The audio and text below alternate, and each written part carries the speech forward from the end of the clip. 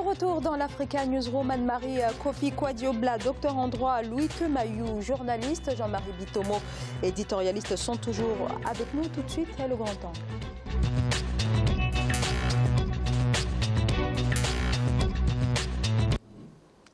L'électrification, un défi pour le gouvernement tchadien. En effet, dans le pays, moins de 5% de la population a accès à l'électricité. Le Tchad dispose pourtant d'importantes ressources renouvelables qui pourraient permettre de fournir une électricité fiable mais aussi durable. Reportage Mamat Ramadan avec les commentaires de Karine Komzefem. Au Tchad, le gouvernement veut accélérer en 2018 l'exploitation des énergies solaires, éoliennes et biomasse afin de permettre au pays d'amorcer sa transition énergétique. L'annonce a été faite ce mardi 23 janvier 2018 par le ministre du Pétrole et de l'Énergie, Béchi Madé. Selon les autorités, le pays a les potentialités naturelles nécessaires pour entamer sa transition énergétique dès cette année. Plusieurs investisseurs ont déjà manifesté leur disponibilité à accompagner le Tchad dans ce projet. Toute notre énergie n'est que thermique, c'est-à-dire ça provient des groupes, des diesels, des groupes qu'on fait tourner, qui avalent des quantités, des millions de litres de gasoil chaque année. Et pourtant, le Tchad a un très bon taux d'ensoleillement, 3000 heures dans l'année. Donc la transition énergétique, c'est-à-dire commencer à faire du mix, à avoir et du gasoil et aussi profiter du soleil, du vent et de biomasse. Et ainsi donc, nous allons commencer à mettre dans notre production de l'énergie propre qui va assurer aussi la protection de l'environnement. Selon le gouvernement, l'énergie thermique étant très coûteuse, le pays veut miser sur les énergies renouvelables pour couvrir au moins 40% de ses besoins en énergie d'ici 2020. Pour atteindre cet objectif, le ministère du Pétrole et de l'Énergie compte mobiliser des moyens humains et matériels nécessaires pour la réalisation des projets.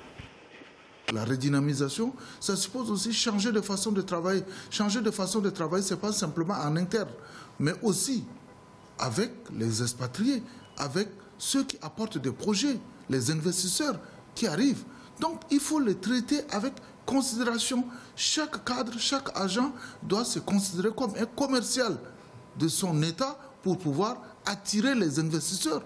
Parce que pour venir chez vous, investir, mais il n'est pas obligé, il a le choix. Donc s'il n'est pas bien traité, s'il n'est pas bien accueilli, s'il n'est pas mis dans des conditions pour faire avancer le projet, il ferme valise et il repart. Et c'est nous qui perdons. Selon l'Agence nationale des énergies renouvelables, le Tchad dispose d'importantes potentialités en énergie propre. Du nord au sud du pays, le soleil brille entre 2750 à 3250 heures par an, ce qui donne en moyenne 4 à 6 kW par heure, par mètre carré et par jour. Alors le gouvernement annonce bien sûr vouloir s'engager pour le développement des énergies renouvelables, mais ce n'est pas la première fois que le gouvernement tchadien parle justement de ces potentiels énergétiques qu'il faudrait exploiter. Alors est-ce que cette fois, Anne-Marie, il y a des garanties qui pourraient permettre de dire que finalement une véritable politique en ce sens va pouvoir être adoptée et lancée? S'il y a des garanties, j'en sais rien, on constate. Notamment au niveau financier, surtout au niveau financier, ça reste le nerf de la guerre. Je suis pas rassurée parce que le Tchad traverse une période financière difficile. Je ne sais pas si la situation s'est améliorée d'ici là, mais je sais que l'année passée, c'était difficile et il y a un problème d'opportunité qui se pose. Tout à l'heure, le ministre disait qu'ils ont près de 3000 heures de soleil par an. Pourquoi attendre maintenant en 2018 avant d'engager ce projet? Ça, c'est de 1. De 2, on se rend compte que, peut-être compte tenu des difficultés financières, il y a des partenaires qui sont venus au Tchad pour soutenir ce projet. Est-ce que le Tchad, compte tenu de sa situation financière, a la possibilité ou les capacités réelles de négocier en sa faveur les conditions de mise en œuvre de ce projet? Moi, mes préoccupations se situent à ce niveau-là. Louis. Personnellement, je trouve que c'est toujours bien de pouvoir varier. d'aller vers des choses nouvelles qui permettent d'enrichir à la fois sur le plan de l'approvisionnement, mais du respect même de l'environnement, simplement. C'est très important. Mais une fois qu'on a dit cela, n'oublions pas que nous sommes des pays pauvres et la plupart du temps très endettés. Donc chaque initiative doit avoir son financement avant qu'on songe à aller ailleurs. Et en termes de financement, s'il y a un levier sur lequel on peut appuyer aujourd'hui sans davantage saigner les consommateurs, c'est celui de la responsabilité sociétale des entreprises. Les entreprises qui sont par exemple dans l'industrie du pétrole, pourquoi ne pourraient-elles pas contribuer à apporter plus facilement l'électricité aux Tchadiens? Financer ces projets-là. Parce que bien sûr, on peut basculer vers le solaire, mais ça ne se décide pas simplement comme ça. Il y a des investissements à faire pour acheter le matériel, il y a des investissements à faire pour installer ce matériel, pour acheminer l'énergie qui sera produite. Donc, tout cela est important. D'une, je pense que ça doit se faire dans le cadre non seulement d'une coopération inter-État pour mutualiser les dépenses et éventuellement mutualiser aussi les recettes en termes d'énergie, mais il faut d'abord résoudre l'équation du financement et je pense que là-dessus, il ne serait pas trop mal indiqué de taper dans le portefeuille des entreprises qui sont sur place et qui peuvent financer ce genre de choses. C'est aussi leur mission. Jean-Marie. Personnellement, je pense que ce sujet-là est un sujet important pour l'Afrique. Tout simplement pourquoi? Parce que je l'ai dit tout le temps sur ce plateau. Chez nous, en Afrique, l'énergie conditionne l'industrialisation, qui conditionne le développement des États. Donc, quand il y a un projet comme celui-là qui est posé sur la table, moi, je ne doute pas, si vous voulez, les financements peuvent toujours venir. Vous savez, sur ce plateau, nous disons toujours qu'il y a une chose qui fait en sorte que les projets africains ne fonctionnent pas, même les projets c'est-à-dire sociétaux et globaux. Tout simplement pourquoi? Parce que vous n'avez pas de volonté politique derrière. L'Afrique a l'énergie la moins chère du monde parce que toute l'Afrique est ensoleillée en tant que telle. Moi, je l'ai dit tout le temps sur ce plateau, pour que nos pays puissent s'industrialiser, il est impératif que nous ayons l'électricité déjà pour améliorer les conditions de vie des populations et permettre aux industries. C'est une question de développement. Oui, c'est une question de développement. C'est un enjeu de développement. C'est un enjeu de développement, l'énergie. D'ailleurs, bon, ici, là, dans la maison, c'est-à-dire la maison a fait un mensuel qui est très, très, très important là-dessus, sur l'énergie africaine, c'est-à-dire le magazine Africa 24, dans lequel vous avez tout le détail de ces problématiques-là, qui sont des problématiques très, très importantes. Donc, moi, de mon point de vue, si nous avons une volonté politique derrière, cette volonté politique-là conditionne la réalisation des projets. Tous les projets en Afrique, ils ne sont pas les premiers, les Tchadiens à le faire. Le Sénégal en est à la deuxième construction de sa centrale solaire en tant que telle. Comment ils l'ont financé? Ils l'ont financé par un endettement extérieur. Tout simplement pourquoi? Parce que quand on regarde... C'est là où le bas blesse. Oui, l'endettement. C'est pas que le bas blesse. Moi, je vous dirais, vous savez, les investissements d'aujourd'hui sont les emplois de demain en tant que tels. Ne regardons pas la dépense sur le court terme, qu'est-ce que ça coûte. Essayons de regarder sur le long terme, qu'est-ce que ça apporte sur le long terme à l'économie, à la nation, à l'État. Les dépenses publiques ne doivent pas être considérées comme étant une dépense comme une autre. Parce que l'État a des fonctions mais il faut quand même se mettre des limites. Vous ne pouvez pas l'Afrique ne peut pas se permettre de se mettre des limites là-dessus. Zahra, je ne peux pas être d'accord avec vous. L'Afrique ne peut pas se permettre de se mettre des limites sur le plan énergétique. Au niveau de l'endettement, parce que finalement, ce n'est pas un cercle vicieux. L'endettement, on nous en parle en Afrique. On nous parle de l'endettement en Afrique. Est-ce que vous pouvez me dire la dépendance des États africains comparée aux États occidentaux qui sont bien plus endettés que les États africains? Oui, mais ils ont peut-être aussi plus de moyens. Non, ils ont plus de moyens, mais ils s'endettent tous, c'est-à-dire sur le marché international. On le sait tous, quand vous allez sur la finance internationale, c'est comme ça que ça se passe. Quand bien vous parlez entendu, de ça. Mais est-ce que l'Afrique ne risque pas, au final, de se retrouver dans un cercle vicieux? Non, ce n'est pas le cercle vicieux. C'est-à-dire, pour moi, ça, c'est un paramètre et une variable essentielle pour le développement de l'Afrique. C'est-à-dire, dans une société, il y a quoi? Il y a ce qu'on appelle une hiérarchisation des priorités en tant que telle. Aujourd'hui, si on investit sur l'énergie, ça veut dire, je l'ai dit tout à l'heure, on améliore les conditions de vie des individus dans le pays et on favorise l'éclosion et la naissance des industries dans cet État-là. Bien évidemment, mais alors le problème avec l'Afrique, c'est qu'on s'endette, mais il n'y a pas de transparence dans l'utilisation des... Mais oui, ça, c'est autre chose. Il y a quelques minutes, que Mahieu a évoqué l'idée de faire participer les entreprises pour le financement des différents projets. Donc, est-ce qu'il n'y a pas finalement un problème de vision dans les politiques des dirigeants africains, en tout cas à ce niveau-là? Il y a un problème de viabilité d'abord des projets et un problème de vision. Parce que ce n'est pas parce qu'un État veut mettre un projet en place, qu'un autre État aussi va en faire pareil. Il faut voir si le projet est vivant ou viable. C'est ça. Non, les projets énergétiques, de mon point de vue, lui l'a dit tout à l'heure, tous les projets énergétiques, de mon point de vue, en Afrique, sont des projets essentiels et primordiaux en tant que tels. Donc moi, personnellement, je n'apporterai jamais de critique sur les projets qui visent à améliorer les conditions de vie des populations africaines et à favoriser l'éclosion, l'émergence de l'industrialisation de l'Afrique. L'énergie est la première variable essentielle sur laquelle l'Afrique pêche pour pouvoir se développer. Mais il y a un problème de pérennité, c'est-à-dire comme en tout. C'est-à-dire que si on fait un fusil à un coup en disant qu'on va aller emprunter de l'argent sur le marché international pour financer un projet qui sera finalement un éléphant blanc, parce qu'au bout de 6 mois, au bout d'1 an, on ne sera pas capable d'entretenir la dynamique qui a été lancée, là on a 2 problèmes. On n'a plus un problème, on en a 2. On a le problème de l'endettement, on a le problème de l'énergie qui reste non résolu. Donc c'est à ce niveau que j'ai un problème. Et là, il me semble que le plus facile, c'est de partir de l'idée que nous sommes des pays pauvres très endettés. Et ce n'est pas que les pays, ce sont également les citoyens.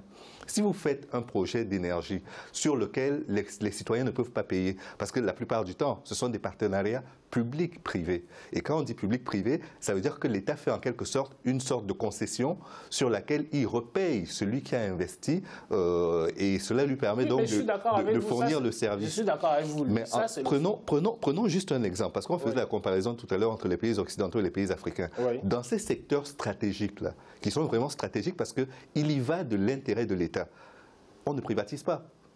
On n'a pas privatisé EDF, on n'a pas privatisé GDF, on n'a rien privatisé dans le domaine de l'énergie en France. Prenez les pays africains, quel que soit le pays, ces secteurs sont tous privatisés. Oui, mais ça, c'est pas valable, c'est une question de gestion. Je ne suis pas d'accord avec vous. Allez-y aux États-Unis, toutes les compagnies énergétiques aux États-Unis. Comparaison n'est pas raison. Voilà, c'est pas que comparaison n'est pas raison. C'est-à-dire qu'il ne faut pas seulement avoir l'œil sur la France. C'est-à-dire vous avez des concessions qui sont accordées en Afrique qui fonctionnent très très bien. Donc, vous prenez le 3e pont à Abidjan, oui, bien sûr, ça ne peut qu'être rentable puisque les gens doivent circuler. Mais au niveau de l'énergie... Et l'énergie, pour vous, lui, n'est pas vitale. Non, parce que les gens vont pirater le courant, ils ne paieront pas le vrai prix, l'énergie... Pour le 3e pont à Abidjan, quand il pleut, il y a des soucis. Merci de la question gestionnelle et la question, si vous voulez, industrielle. Vous êtes sur la question gestionnelle des projets. La pérennité, parce que si ça ne dure pas... Oui, mais posons-nous la question. Lui, est-ce que le projet qui est mis sur la table est un projet stratégique, oui ou non? Concerne-t-il un secteur stratégique, oui ou non? Mais il est comme la santé. Vous êtes sur le plan gestionnel. Non, moi, je suis d'accord avec bien sûr, il s'agit de projets, bien entendu, stratégiques, mais c'est toujours... Mais pas pour autant qu'on va s'endetter... Alors, mais bien entendu, c'est la question du financement qui pose problème. C'est qui pour financer ces projets-là? Je suis d'accord avec vous que la question du financement pose problème.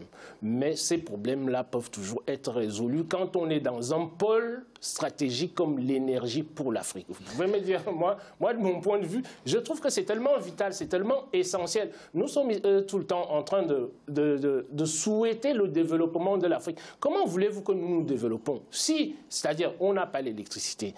Maintenant, les questions gestionnelles, ce sont d'autres questions. Bon. C'est-à-dire que nos invités les abordent, Zara. Je suis d'accord. Ça, c'est secondaire pour moi. Tout simplement pourquoi? Parce que c'est-à-dire cette électricité-là, sans cette énergie-là, l'Afrique ne peut pas se développer. Il vaut mieux aller s'endetter, comment dirais-je, et favoriser sur le long terme. Ce ne sont pas des projets qu'il faut regarder sur le court terme. Je suis d'accord avec lui. Vous avez eu des éléphants blancs en Afrique. Mais maintenant, les Africains ont quand même pris conscience, c'est-à-dire de ces histoires des éléphants blancs-là. Moi, j'ai écrit dessus sur ma thèse, si vous voulez, sur les éléphants blancs en Afrique. Mais aujourd'hui, la logique n'est plus du tout la même. Donc, à partir de là, quand vous avez à gérer une économie, vous avez à gérer un pays, un État, vous allez sur quoi? Vous allez sur les pôles stratégiques, les secteurs stratégiques, comme lui-même le disait tout à l'heure. Maintenant, le problème gestionnel, c'est un problème secondaire pour moi, parce que c'est tellement vital, tellement essentiel pour moi que l'énergie, quel que soit ce que ça coûte, puisque ça conditionne le niveau de vie des populations en tant que tel, par le biais de l'industrialisation et la création, comment dirais-je, des entreprises. Mais moi, je continue de penser que, pour négocier ce genre de contrat, il existe à la Banque africaine de développement un instrument qui s'appelle la facilité juridique africaine. Oui. C'est gratuit, c'est accessible pour tous les États. Donc, je pense qu'il devrait d'abord s'adresser à cette facilité. La deuxième chose, c'est qu'il faut mutualiser. Non, quand on est pauvre, on peut au moins se dire qu'en cotisant 2 € ou 4, on a quand même un peu plus et on se saigne moins que si on payait tout seul. Tout ça, ce sont là où je te suivrai, lui, c'est dire que vous avez à la Banque africaine. Je l'ai toujours déploré sur ce plateau, c'est que la plupart des contrats qui sont signés dans nos États africains sont des contrats léonins en tant que tels. Je suis d'accord avec toi. Tout simplement pourquoi? Parce que les États ne veulent pas faire l'effort, c'est-à-dire de se baquer sur les contrats qui sont signés chez nous en Afrique. C'est pour ça que je parle de la problématique gestionnelle et de la problématique stratégique de l'État. La problématique gestionnelle est une problématique que nous pouvons améliorer, mais la problématique stratégique est une problématique tellement importante qu'elle conditionne le développement de tous nos États, en particulier par l'énergie en tant que telle. Anne-Marie? Moi, je suis pas tout à fait d'accord avec Jean-Marie. Et pourquoi? Parce qu'il parle de stratégie de l'État et il parle de stratégie gestionnelle. Parce que ça ne sert à rien de mettre un projet en place si on ne peut pas le gérer. Donc moi, je pense qu'en amont, le problème de la gestion du projet doit se poser. Parce que c'est vrai que l'Afrique a besoin de s'industrialiser. Les populations ont besoin d'électricité. On va mettre un projet en place. Combien les populations peuvent payer? Parce que d'abord, les gens ont du mal à trouver, n'arrivent pas à manger, à se soigner. Pour combien les populations vont, vont payer? Ça, c'est une autre problématique. Sachant que l'extrême pauvreté a reculé partout dans le monde, sauf en Afrique. Sauf en Afrique. Donc, en Afrique, on a encore les stratégies de développement globaux qui sont mises en place. Je suis d'accord. Les stratégies de développement, si vous voulez, au niveau global. Je suis d'accord avec vous. C'est-à-dire, le niveau de pauvreté n'a pas reculé en Afrique, mais cela n'empêche pas pour autant. Si vous avez les yeux rivés sur l'endettement de nos États, ça voudrait dire quoi? Ça voudrait dire que dans ces conditions-là, on ne fait plus rien. Comme nous sommes des États africains qui sont suffisamment endettés... On essaie peut-être de développer de nouvelles stratégies de financement. C'est moi qui ai parlé de stratégie, justement, Zara. C'est pour ça que je vous en parle là, parce que c'est pour ça que je fais la distinction entre la stratégie et la gestion en tant que telle. La stratégie, elle est bonne en tant que telle. Maintenant, c'est à nous de nous améliorer, c'est-à-dire au niveau africain, pour améliorer la gestion des projets publics et leur gestion quotidienne. Ce sont deux choses qui sont complètement différentes, moi, de mon point de vue. Merci beaucoup, Jean-Marie. On va marquer une courte pause. Restez avec nous, à tout de suite.